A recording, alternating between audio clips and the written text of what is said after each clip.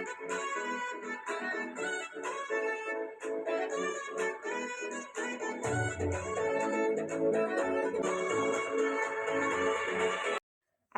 আলাইকুম ভিউয়ার্স, আশা করি সবাই অনেক অনেক ভালো আছেন। আজকে আমি আপনাদের নাড়ু বানিয়ে দেখাবো। হ্যাঁ, নারিকেলের নাড়ু। তাই জন্য প্রথমে আমি কড়াইতে গুড় দিয়ে দিলাম। গুড়টা একটু ভালো করে গলিয়ে নিব। গলিয়ে নেওয়ার পরে যেহেতু আমি ডিপের নারিকেল ব্যবহার করব, তার জন্য আমি একটু গলিয়ে নিলাম। এখন তেজপাতা দিয়ে দিচ্ছি, 2টা এলাচ দিয়ে দিলাম। এখন এটা গলা হয়ে গেছে। এরপরে আমি নারকেলগুলো ঢেলে দিব।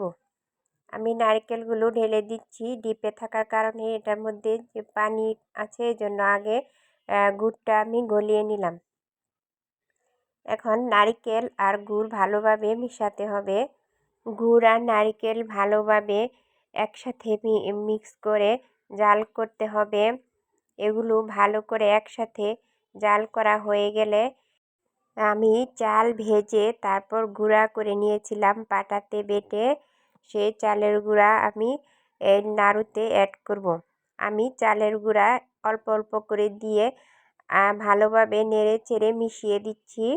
মিশানো হয়ে গেলে বাকি চালের গুঁড়াও এর মধ্যে দিয়ে দিব। চালের গুঁড়া দেওয়ার কারণে এর নাড়ুর স্বাদ দ্বিগুণ বেড়ে যাবে, খেতে অসম্ভব মজা হবে। এখানে আমি একটু এলাচ গুঁড়া করে পাটায় বেটে গুঁড়া করে নিয়েছি, সে এলাচ গুঁড়াও দিয়ে দিব, এতে স্মেল ভালো আসে। এখানে এলাচ গুঁড়া আমি দিয়ে দিচ্ছি।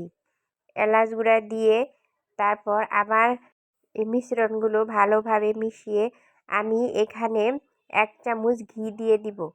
ঘি দেওয়ার কারণে এর স্বাদ আরও দ্বিগুণ বেড়ে যাবে। এই পর্যায়ে আমি ভালোভাবে নেড়ে চেড়ে একসাথে মিশিয়ে জাল করে নিচ্ছি। এখন নারিকেল নাড়ু বানানোর উপযোগী হয়ে গেছে। এখানে এভাবে দেখতে হবে হয়েছে কি না। এই যে এখানে গোল শেপ দিলাম আমি, ঠিক মতো হয়ে গেছে, হাতে তেল আসছে চলে।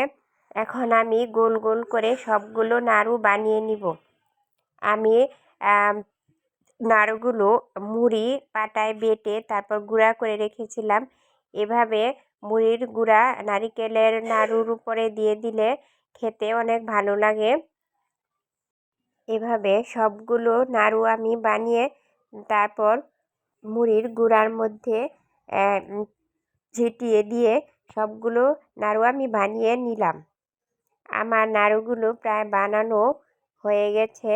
আমি এভাবেও বানিয়ে নিয়েছি, আবার মুড়ির গুঁড়া ছাড়াও বানিয়ে নিয়েছি। আপনারাও এভাবে নাড়ু বানিয়ে খাবেন, খেতে অসম্ভব মজা লাগে এভাবে নাড়ু বানিয়ে খেলে। আপনাদের সাথে দেখা হবে পরবর্তীতে কোনো নতুন ভিডিও নিয়ে। আল্লাহর অশেষ মেহেরবানি ও রহমতে সবাই ভালো থাকবেন। আল্লাহ হাফেজ।